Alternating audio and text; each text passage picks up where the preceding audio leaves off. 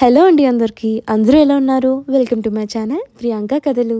First time నా ఛానల్ని చూస్తున్నట్టయితే ప్లీజ్ సబ్స్క్రైబ్ చేసుకోండి. అండ్ ఈరోజు లాగ్ ఏంటి అని అంటే మనము కొత్త ఇంటికి వెళ్ళిపోతున్నాము. కొత్త ఇల్లు అంటే ఎక్కడికో కాదండి, మా ఇంటి పక్కనున్న ఇంటికి. ఈలోపు మా బిల్డింగ్ మీద టెర్రస్ మీద వ్యూ ఎలా ఉంది, ఎర్లీ మార్నింగ్ వ్యూ ఎలా ఉంది అయితే మీకు చూపిస్తున్నాను. చాలా ప్రశాంతంగా ఉంది. సో పాలు పొంగించే ముందు అంటే ఇవన్నీ మారక ముందు నేనైతే హెయిర్ కోసం హాట్ వాటర్ అయితే పెట్టేసుకున్నాను. హెయిర్ వాష్కి ఎలక్ట్రిక్ స్టవ్ మీద హాట్ వాటర్ పెట్టుకోవడం ఏంటి అని అంటే ముందు రోజే నేను వాష్ అయితే చేస్తాను, ముందు రోజు నైట్. సో వాష్ చేయడం వల్ల ఇందులో హాట్ వాటర్ పెట్టుకోవాల్సి వచ్చింది. ముందుగా ఈ వంటగది వస్తువులు అన్నీ ఉంటాయి కదా, అలా ప్యాక్ చేసుకొని ఉంచుకున్నాను సో త్వరగా మూవ్ అవడానికి.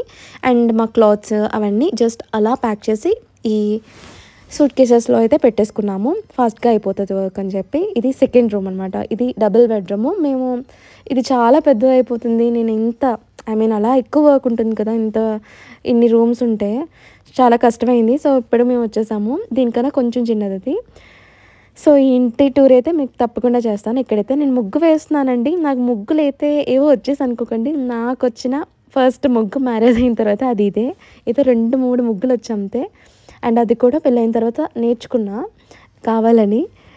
సో ఇలా అయితే వేసేసాను, ఏమనుకోకండి, ఏదో నా ట్రై చేశాను అంతే. సో ఈలోపు మేము కొబ్బరికాయ అక్కడ ముందున కొట్టేసి పాలైతే పొంగించేసాము. మీరు కూడా బ్లెస్ చేయండి, మేము ఈ ఇంటి తర్వాత కొత్త ఇంటికి, అది కూడా ఓన్ హౌస్కి వెళ్ళాలని బ్లెస్ చేస్తారు కదా. సో ఈలోపు నేను ఆగ్నేయం ఇది అంటారు, దీపం పెట్టేశాను. ఇక్కడైతే నేను బెల్లం వేస్తున్నాను, పరవన్నం వండుతున్నాను కదా. పరవన్నంలో ముందుగా బెల్లం వేసేసామనుకోండి, స్టార్టింగ్లోనే అన్నం ఉడకదంట. సో లాస్ట్లో అన్నం ఉడికిపోయింది, అట్లీస్ట్ అయిపోద్ది అన్నప్పుడు వేయాలి.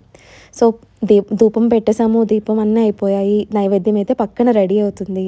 ధూపం అనేది వెయ్యాలంటే కాదు, ప్రతిసారి వేయాలి, మనకి మంచిది. ఒక నెగిటివిటీ అనేది పోతుంది, అది నేను బాగా నమ్ముతాను కూడా.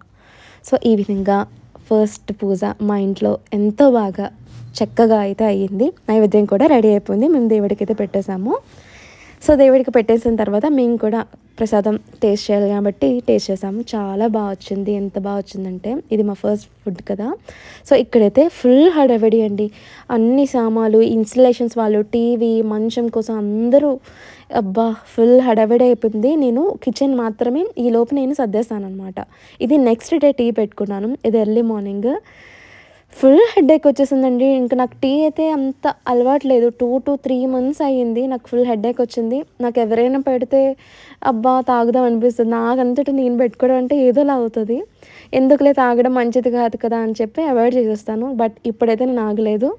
సో అల్లం వేసి కొంచెం దంచి టీ అయితే ప్రిపేర్ చేసుకొని తాగి రిలాక్స్ అయితే అయ్యాను. టైం 7:30 అవుతుంది మార్నింగ్. సో ఆ తర్వాత మేము ఫిష్ మార్కెట్కి అయితే వెళ్ళాము. ఫిష్ అనేది మనం ఇల్లు దిగిన తర్వాత ఫిష్ వండుకుంటే చాలా మంచిది అని అంటున్నారు, నేను విన్నాను. సో మీలో ఎవరికైనా తెలియకపోతే తెలుసుకోండి.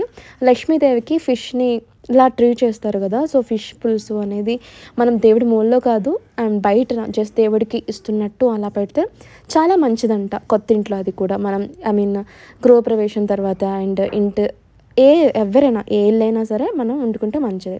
సో ఫిష్ మార్కెట్ అంటే ఫుల్ హడావిడి అండి. ఒక్కొక్క రేట్, ఆ లైవ్ ఫిషెస్ ఎలా ఉన్నాయో అసలు. సో మీరందరూ కూడా చూస్తారని చెప్పి ఇలా పెట్టాను. ఇలాంటి వీడియోస్ మీకు కావాలి అని అంటే ప్లీజ్ కమెంట్ బిలో.